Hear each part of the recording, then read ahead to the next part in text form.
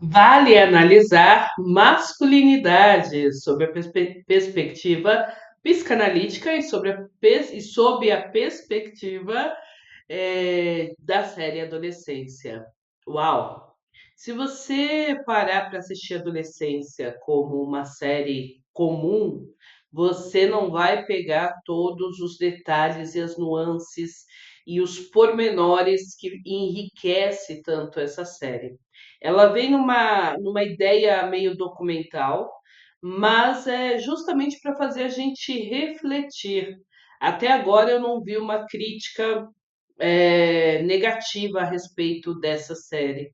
E olha que há pessoas que gostam de criticar, justamente porque ela traz uma sutileza no conteúdo que ela quer trazer, por trás de um pano de fundo, né?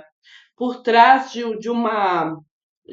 um choque brutal que traz para gente. Então, esse incômodo que todos nós sentimos em algum momento com a série, seja do lado feminino, sendo mulher, seja do lado masculino, sendo homem, seja do lado infantil, adolescente, você se pega em algum ponto discutindo, refletindo, pensando sobre. Eu trouxe aqui mais especificamente a questão da masculinidade que é apresentada e debatida dentro da série.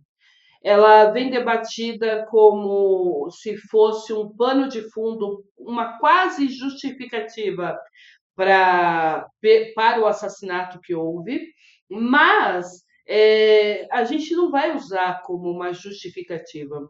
A gente vai usar como uma reflexão em relação a como nós vemos, enxergamos e projetamos aquilo que nós experienciamos ao longo da nossa vida. Você vê ali que na conversa entre o Jamie e a psicóloga, durante muito tempo ele oscila entre aquela criança meiga, inocente, carente e aquele menino homem e aquele rapazinho que é capaz de jogar cadeira, de matar pessoas, de agredir, de explodir a qualquer tempo. Então, nesse ponto de vista, você começa a observar que a psicóloga ela tenta identificar qual é a projeção que o Jamie faz em relação ao pai dele. Então, ela tenta por diversas vezes tentar trazer essa perspectiva que o pai dele tem, que ele tem sobre o pai dele, justamente para identificar, justamente para identificar como que ele chegou àquela decisão de matar alguém. E aí, olha que interessante, ele acha que é uma pegadinha. Ele acha que as perguntas da psicóloga, na verdade, nada mais são do que o interesse de pegar o pai dele, de prender o pai dele ou de associar o pai dele ao crime. Então, ele tenta por diversas vezes se desvincular daquilo que ele acha que a psicóloga está tentando fazer, que é associar o ato dele ao ato do pai dele. E aí ele tenta mostrar que, na verdade, não, na verdade foi uma decisão dele. Então, quando ele explode, quando ele demonstra aquela fúria toda, é na tentativa de se fazer ouvir de que, olha, é uma decisão minha, fui eu que decidi. E olha, como psicanalista, eu posso te dizer que a nossa vida ela é pautada sim pelo meio no qual nós somos inseridos, mas ela não é definida por esse ponto. Você, ao ganhar maturidade, você começa a ter formas e escolhas que você pode ir fazendo. Eu já disse em vídeos anteriores que existe uma máxima dentro da psicanálise que diz justamente isso. Meu pai nunca me bateu na infância, mas eu juro, juradinho, que apanhava do meu pai na infância. Por quê? Porque o tipo de violência que eu associei à violência física era bater, mas na verdade nunca houve violência física. Mas de alguma forma eu capturei aquele momento de um grito do meu pai, de uma bravesura, de um brado, né, de um grito dele, de uma explosão dele. Eu sempre interpretei como sendo uma violência física. Isso é normal, porque quando nós somos crianças, nós não temos essa bagagem emocional para saber isso, aquilo é aquilo, aquilo é aquilo. A gente não consegue entender a completude do ser humano. A gente não consegue perceber as nuances de comportamento e as consequências que os nossos atos têm. A gente só acha que está sendo injustiçado. Então, quando a gente chega na maioridade, quando a gente chega na vida adulta, a gente fica meio que com essa sensação, eu trouxe até aqui que eu era injustiçado, que eu era vítima, e de repente, do dia para a noite, eu não sou mais vítima. De repente, do dia para a noite, eu sou o dono, o senhor das minhas decisões. Como? Como? Entende? Então, dentro do set analítico, dentro das minhas sessões de terapia, eu atendo muitas pessoas que passam por isso. Eu atendo só adultos, tá? Então, eu atendo só pessoas que passam por isso, que ficam nesse hiato, sabe? Nesse limbo entre repetir e repetir e repetir ações e comportamentos que, quando você aproxima a lupa, você vai ver que são ações e comportamentos enviesados por aquele adolescente, aquela criança que foi vitimada na cabeça dela por algum grito, alguma explosão. Então você vê que o Jamie ele fala sobre, o meu pai quebrou um galpão e mandou a gente subir. Ou seja, foi tão grave que a gente nem podia presenciar aquilo. Meu pai explodia em determinadas situações. Então você vê que a construção que ele faz quando ele está conversando com a psicóloga, a ideia que ele passa é que de fato o pai dele é explosivo, violento. Mas quando você chega no quarto episódio, você vê a desconstrução do pai dele.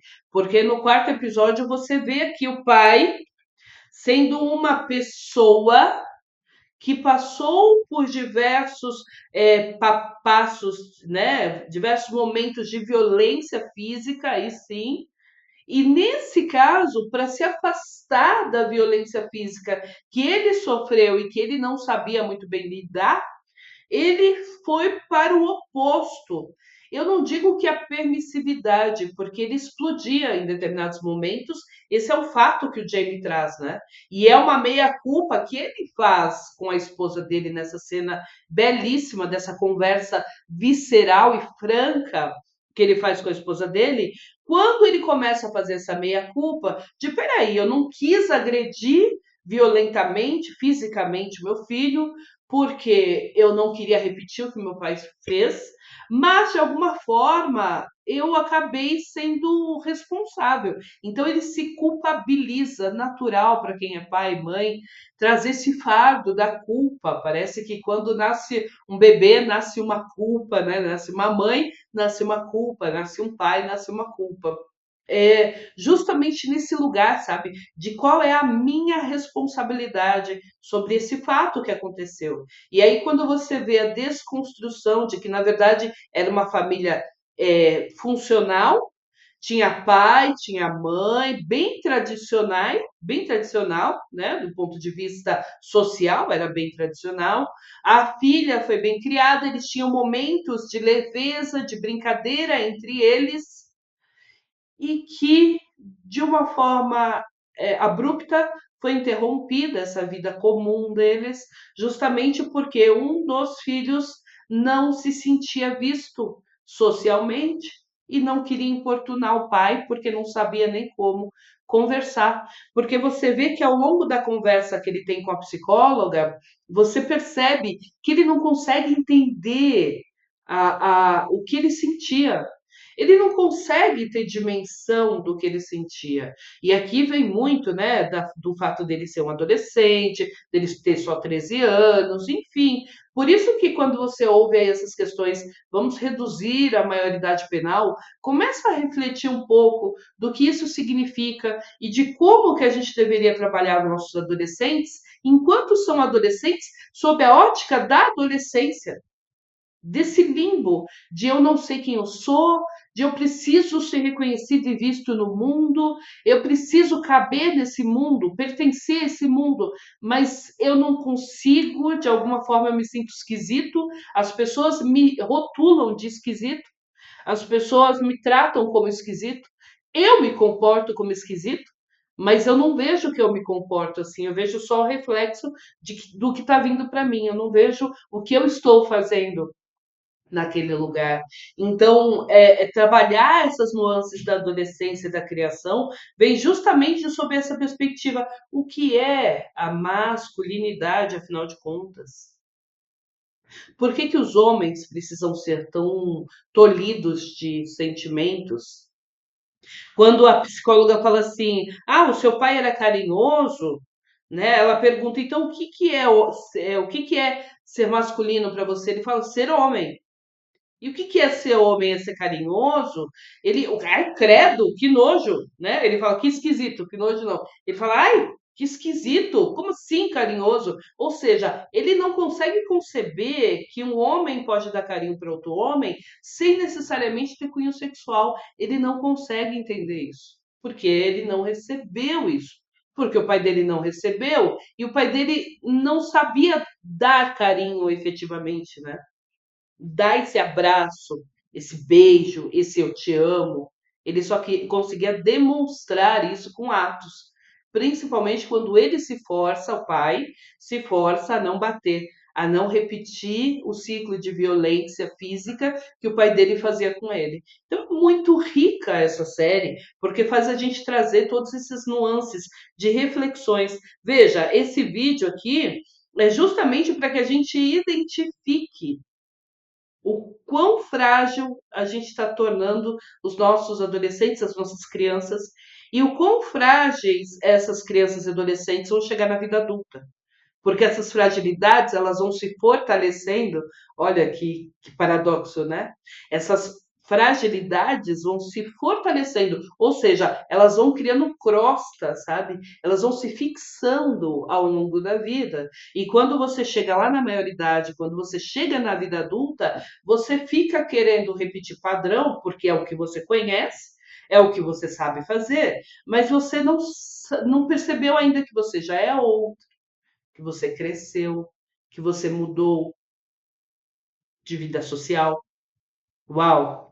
Uau! Né? Se você gostou e está gostando desse vídeo até aqui, então se inscreve no canal, curte, comenta, vem prosear, vamos avançar nessa conversa, porque realmente a gente precisa falar sobre isso, justamente para que a gente possa olhar esse olhar do Jamie para o pai dele, essa capa foi muito bem feita, porque o Jamie tem a projeção do pai como sendo um símbolo de masculino, mas ao mesmo tempo ele não sabe ser masculino, porque ele ainda não aprendeu, ele ainda não cresceu. E a gente precisa conversar sobre o que é, afinal de contas, ser masculino.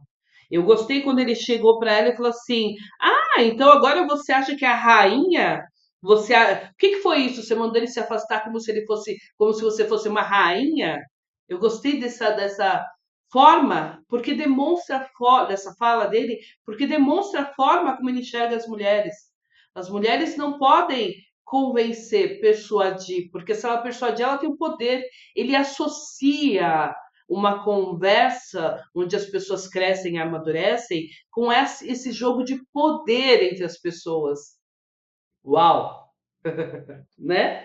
Então, assim, recomendo fortemente que você assista essa série. Recomendo fortemente que você assista os outros vídeos que já estão disponíveis aqui. E eu vou fazer ainda outros, porque eu quero trabalhar com essa questão da masculinidade, para a gente ter uma conversa sincera e franca sobre qual é o papel do homem Fica muito claro, né, que ele estava cumprindo o papel dele, que ele não bateu, ele não tocou na mulher, então ele não foi violento com ela. De novo, paradigma, né? Então a gente vai conversar sobre isso nos próximos episódios. Reverbera comigo, se inscreve, vale analisar. Beijo, tchau, tchau, gente.